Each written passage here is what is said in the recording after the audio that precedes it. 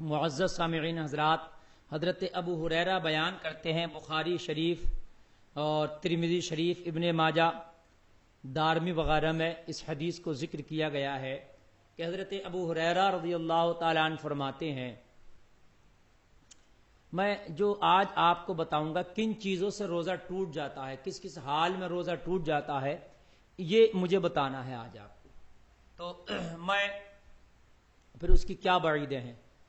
تو حضرت ابو ہریرہ بیان کرتے ہیں کہ نبی صلی اللہ علیہ وسلم نے فرمایا، بنا رخصت، بنا مرض یا بنا سفر کے، بنا مجبوری کے کسی نے رمضان شریف کا روزہ چھوڑ دیا اور وہ پورا سال روزہ رکھتا رہا، تو حضرت ابو ہریرہ بیان کرتے ہیں کہ وہ پورے سال روزہ رکھنا اس ایک چھوڑے ہوئے روزے کے برابر نہیں ہو سکتا۔ تو معزز سامعین، جو ایک روزہ چھوڑ دیا ہو اس کے برابر نہیں ہو سکتا، تو جس نے روزہ رکھ کے بیچ میں توڑ دیا ہو اس کا حال کیا ہوگا، اس کا حال کیا ہوگا، ذرا غور کیجیے۔ ابن خزیمہ اور ابن حبان اپنی صحیح میں ابو امامہ باہلی سے روایت کرتے ہیں، کہتے ہیں کہ رسول اللہ صلی اللہ تعالی علیہ وسلم نے فرمایا کہ میں سو رہا تھا، میرے خواب میں دو شخص آئے اور میرے بازو کو پکڑا اور مجھے پہاڑ کی طرف لے جانے لگے۔ میں چلنے سے میں نے کیا کہ میں عاجز ہوں، بہت سخت ہے اوپر چڑھنا، اتنی طاقت نہیں اوپر چڑھنے کی، تو کہا ہم اس کو آسان کریں گے۔ میرے نبی صلی اللہ تعالی علیہ وسلم جب چڑھ گئے تو بیچ پہاڑ میں جب میرے نبی صلی اللہ تعالی علیہ وسلم پہنچے تو کیا دیکھا، سخت آوازیں سنائی دے رہی ہیں۔ میرے نبی فرماتے، میں نے پوچھا ان سے کہ یہ کیسی آوازیں ہیں؟ انہوں نے کہا یہ جہنمیوں کی آوازیں ہیں۔ پھر مجھے آگے لے گئے، میں نے ایک قوم کو دیکھا کہ وہ لوگ الٹے لٹکائے گئے ہیں اور ان کی باچھیں چیری جا رہی ہیں جن سے خون بہ رہا ہے۔ میں نے پوچھا یہ کون لوگ ہیں، یہ قوم کون ہے؟ مجھے بتلایا گیا یہ وہ قوم ہے جو رمضان کے مہینے میں روزہ رکھ کے بیچ میں افطار کر لیا کرتے تھے، بیچ میں روزہ توڑ دیا کرتے تھے، یہ وہ لوگ ہیں، ان پر اللہ کا یہ عذاب ہے، یہ اللہ کا ان پر عذاب مسلط کر دیا گیا۔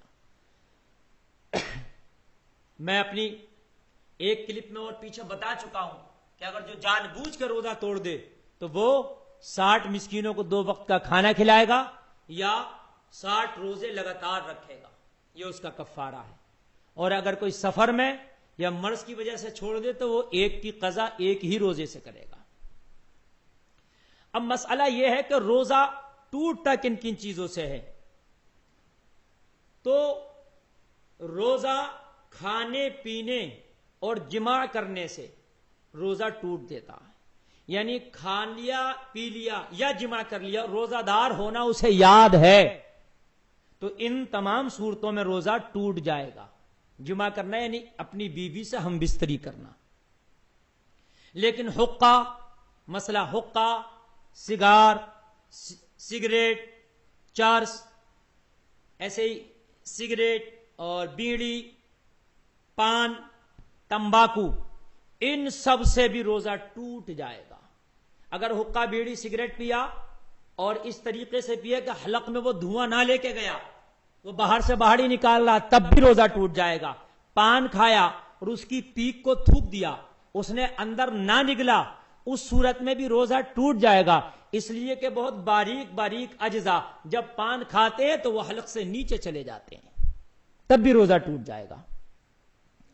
کسی نے شکر وغیرہ ایسی چیز جو گھلنے والی تھی منہ میں رکھی اور وہ گھل گئی، تب بھی روزہ ٹوٹ جائے گا اس حالت میں بھی۔ اچھا، کسی نے چنے کی برابر کوئی چیز یا اس سے زیادہ تھی، اس کے دانت میں ہلکی ہوئی تھی اور اس نے وہ نگل لی، تب بھی روزہ ٹوٹ جائے گا۔ یا چنے سے کم تھی اور اس نے اس کو نکالا، پھر سے نگل گیا، اس حال میں بھی روزہ ٹوٹ جائے گا۔ اگر دانت سے خون نکلا اور خون نکل کے وہ تھوک کے ساتھ نکل گیا اور خون تھوک کے برابر تھا یا زیادہ تھا اور نگل گیا حلق میں تو روزہ ٹوٹ جائے گا. لیکن اگر تھوک سے کم بھی تھا اور اس کا حلق میں مزہ معلوم ہوا خون کا تو تب بھی ٹوٹ جائے گا. یعنی اگر خون جو نگلا وہ تھوک کے برابر تھا یا تھوک سے زیادہ تھا یا تھوک سے کم تھا لیکن حلق میں اس کا مزہ معلوم ہوا تو روزہ ہر حال میں ٹوٹ جائے گا. لیکن تھوک سے خون کم تھا نگلا لیکن حلق میں خون کا مزہ معلوم نہ ہوا تو اس صورت میں روزہ نہیں ٹوٹے گا. روزہ میں دانت اکھڑوایا اور خون نکلا اگرچہ وہ سو ہی گیا اور نگل گیا تب بھی روزہ ٹوٹ جائے گا. اب اگر کوئی چیز اس نے پخانہ کے راستے سے اندر کی اور وہ چیز تر تھی یا عورت نے پیشاب کے راستے سے وہ چیز اندر کی تر تھی اس کی رطوبت اندر تک پہنچ گئی تب بھی روزہ ٹوٹ جائے گا. یا کسی نے استنجا کیا استنجا کرنے میں اتنا مبالغہ کیا کہ پخانے کے راستے سے پانی اندر چلا گیا تب بھی روزہ ٹوٹ جائے گا. اس صورت میں بھی روزہ ٹوٹ جائے گا روزہ جاتا رہے گا. کسی نے اپنی عورت نے پیشاب کے راستے میں کوئی کپڑا رکھا اور وہ کپڑا پورا اندر ہو گیا تب بھی روزہ ٹوٹ جائے گا اس کی تری اندر تک پہنچ گئی تو.